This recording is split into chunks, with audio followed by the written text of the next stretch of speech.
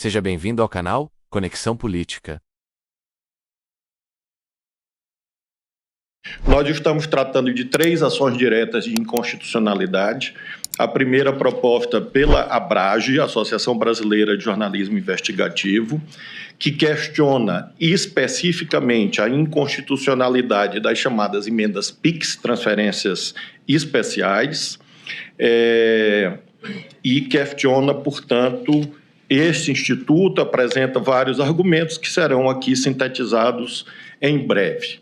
A ADI 7695, de autoria da Procuradoria-Geral da República, também com o mesmo objeto, emendas PIX, pedindo a inconstitucionalidade da emenda constitucional que introduziu na Constituição este instituto, marcadamente a emenda constitucional 105 de 2019. E, finalmente, a ADI 7697, do Partido Socialismo e Liberdade, PSOL, que tem um objeto um pouco mais amplo, porque, além de discutir as emendas PIX, debate também o próprio Instituto da Impositividade. Debate que haveria uma inconstitucionalidade de todo esse conjunto normativo acerca das emendas parlamentares. Quero agradecer muito à Advocacia Geral da União, à Advocacia da Câmara e do Senado, que conosco irão dividir essa atividade, assim como as partes autoras que foram aqui declinadas.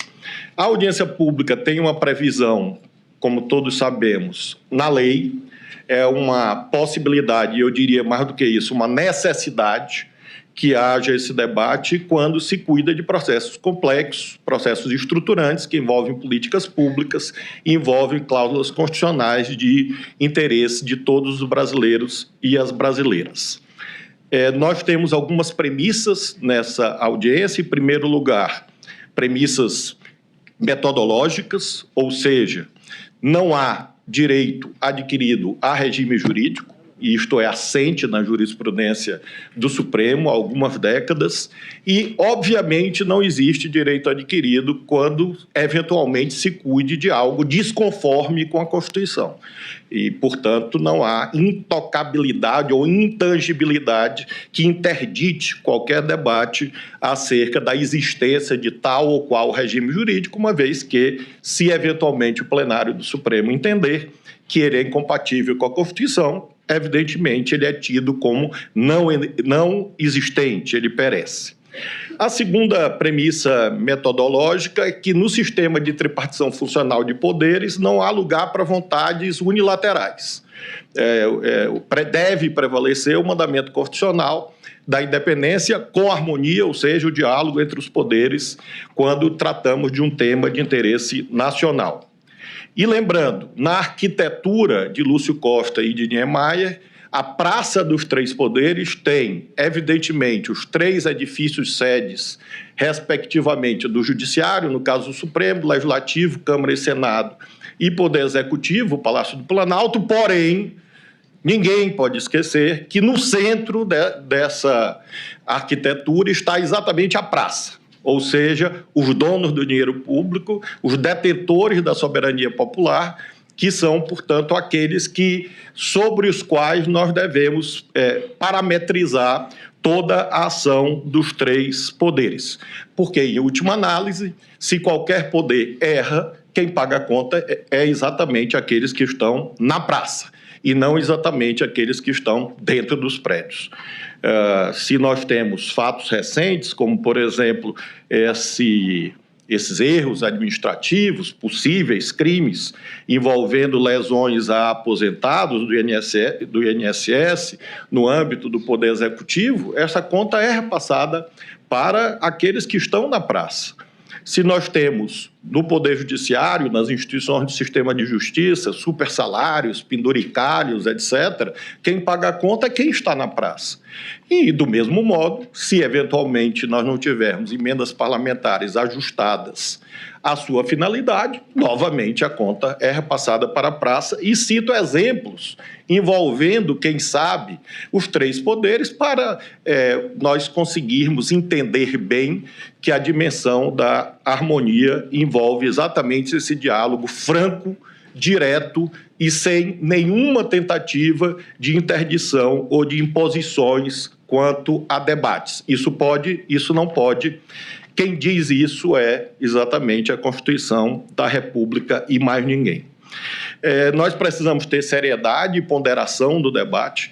São virtudes cívicas, talvez para alguns fora de moda, mas é dever do Supremo Tribunal Federal reavivá-las, fazer com que todos nós consigamos exercer essa dimensão da atividade pública com seriedade e com equilíbrio, com bom senso, com moderação e com uma visão processual para compreender que problemas graves demandam soluções processuais progressivas e ajustadas de modo consensual. O nosso objetivo, feitas essas premissas, o nosso objetivo é instruir as ações judiciais de controle concentrado em andamento. Todas as exposições serão incorporadas aos autos e, portanto, divididas com as partes e, sobretudo, com os meus pares que comigo julgarão essas ações diretas de inconstitucionalidade. Não estão em questão aqui investigações de casos concretos, inquéritos policiais, ações penais, tampouco o debate sobre a atuação de tal ou qual magistrado nessa instância, no Supremo, ou em outras instâncias do Poder Judiciário. O debate aqui é de índole abstrata. Os critérios para a composição dessa audiência, nós buscamos equilíbrio entre especialistas de várias áreas do saber humano. As partes, obviamente, se manifestarão, a sociedade civil e órgãos públicos dos 3 níveis federativos. Aqui temos a presença do governador Mauro, convidamos também autoridades municipais, além, naturalmente, do governo federal. E, finalmente, à guisa de introdução, alguns esclarecimentos. Lembro que as decisões até aqui tomadas nessas ações e também na DPF 854 não foram decisões monocráticas, porque às vezes há essa desinformação, eu diria até uma desinformação agressiva, no sentido de que se cuida de uma vontade individual. Todas as decisões que nós estamos aqui tratando foram do plenário do Supremo Tribunal Federal. É importante lembrar isso, porque nós estamos tratando de um tema que foi confirmado inicialmente sob a relatoria da ministra Rosa Weber e depois sob a minha própria relatoria e, no caso das decisões que eu proferi sobre plano de trabalho, prestação de contas, transparência, etc., houve o referendo pelos 11 ministros do Supremo Tribunal Federal. E lembro, esses 11 ministros do Supremo Tribunal Federal, indicados por 5 presidentes da República diferentes, e, portanto, não se cuida aqui de tratar de interesse de um ou outro partido político, porque os 11 foram indicados, os 11 que votaram, 11-0, foram indicados por 5 presidentes da República diferentes. E todos esses presidentes, chefes de governo, chefes de Estado eleitos pelo povo brasileiro, conviveram com as emendas. O tema das emendas impositivas, em particular, perpassa o governo da presidenta Dilma Rousseff, o governo do presidente Temer, o governo do presidente Bolsonaro e o governo do presidente Lula, e perpassará também o próximo presidente da República, seja ele quem for. E, portanto, o esclarecimento primeiro que faço é que nós não estamos tratando de um tema de interesse de um governo. Naturalmente, há interesses dos governos, os pretéritos e os futuros que virão, regidos por esta Constituição. Lembro que um referendo de 11-0 equivaleria simbolicamente a uma lei aprovada por 513 deputados e 81 senadores, a unanimidade. Portanto, para expressar a importância desse diálogo que nós estamos aqui tratando. O segundo esclarecimento que faço é sobre a suposta lentidão atribuída ao Supremo Tribunal Federal na execução do dinheiro público. Obviamente, quando se cuida de aplicar o dinheiro privado de cada um, a pessoa tem a plena autonomia de gastar onde, a forma, como, que dia e a velocidade que desejar. No caso do dinheiro público, que não é propriedade individual de ninguém, é uma propriedade social, é claro que existe um devido processo, regrado na Constituição. Então, burocracia é inerente a necessidade da boa aplicação do dinheiro público. Então, eventualmente, pode haver uma complicação, chamemos assim, nos meios, mas o objetivo mirado é exatamente a fidelidade à Constituição e ao interesse público. Nós estamos, por exemplo, nesse momento, dialogando com os bancos públicos, Banco do Brasil, Caixa, Banco do Nordeste, no âmbito da DPF 854, que não está aqui nessa audiência pública, para garantir que a rastreabilidade chegue até o fornecedor final, ou seja, não apenas ao destinatário da emenda, o município, o Estado, o ente da sociedade civil, mas chegue até os fornecedores dos serviços ou das compras que foram contratadas a partir de uma emenda parlamentar, garantindo o ciclo completo. A identificação da origem, coisa que já foi ajustada com todos os poderes do Estado, envolvendo, obviamente, o plano de trabalho que foi homologado pelo Supremo, elaborado pelos poderes legislativo e executivo, até o destinatário último desse dinheiro que pertence àqueles que estão na praça dos três poderes. E o último esclarecimento é que não há, nesse instante, nenhum bloqueio, nenhuma suspensão de emenda parlamentar. Porque há, infelizmente, como disse, uma desinformação em que haveria, por parte do Supremo, uma deliberação de sustar emendas parlamentares.